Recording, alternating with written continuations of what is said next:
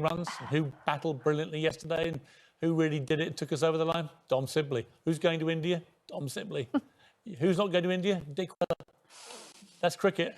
Loved it. Loved it, boys. Outplayed them, outbowled them, outbattered them, outfielded them, outsledged them.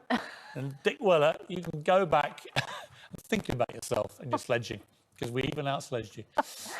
Still have Good Morning Britain. We are going to be joined by To the Minister after 8:30. Now let's get the news, travel and weather where you are. See you in a moment.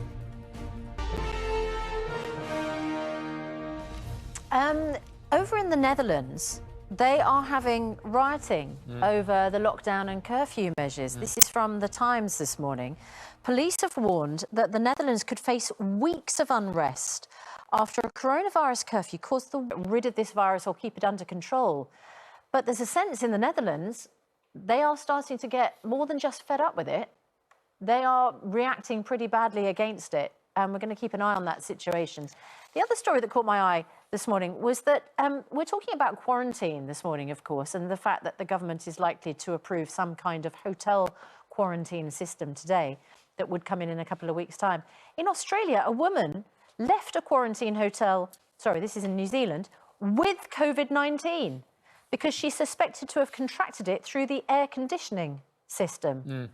She subsequently tested positive for the South African strain of the virus, despite completing the mandatory fortnight's quarantine in Auckland and twice testing negative. It's not really the point of the quarantine, is it, that you go into the hotel? The air conditioning system. Look, the point about the quarantine, and it works COVID. On an island, it works. There's not anything you could point at other than size of population, which really explains why we couldn't do what they could do. We're an island. We could have done the same strategy. Anyway, it's to be debated. It is, as is the situation in schools, because Boris Johnson... Let's have a look at the front pages this morning. Let's look at the front pages this morning. Oh, yeah. There we go. That's my favourite. Yeah. God help us. The Daily Telegraph warns that... Who's just tweeted to say, Susanna Reid, please stop butting in when Piers Morgan is talking. It is so annoying.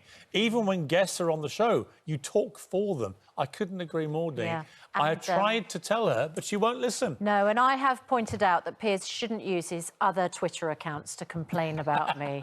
And he should just, if he has an issue with the amount I talk on this programme... If you want to be my chief of staff... definitely talk to me directly. If you ever become Prime Minister, I am getting on a yacht and sailing to the south of France. Really? Yeah. And that's, you don't know with a yacht, you can get you to the south of France. That's if I'm allowed to, under quarantine. What are you going to do about quarantine when you're Prime Minister? I would look at other countries which have been successful in suppressing the virus and ask myself, if I was leading this country, what did we do wrong?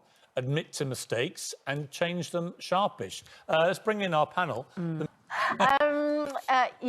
So many significant issues today, but quarantine and education absolutely at the top of our agenda. They're all interwoven. That's the thing that people need to understand.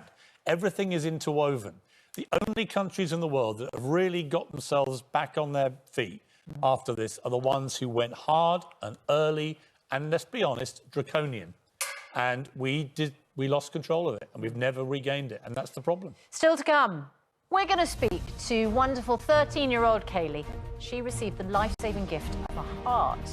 We're going to hear about the special relationship that she has developed with the family of her donor. That's before 8 o'clock. You're watching Good Morning Britain on ITV. See you in a moment.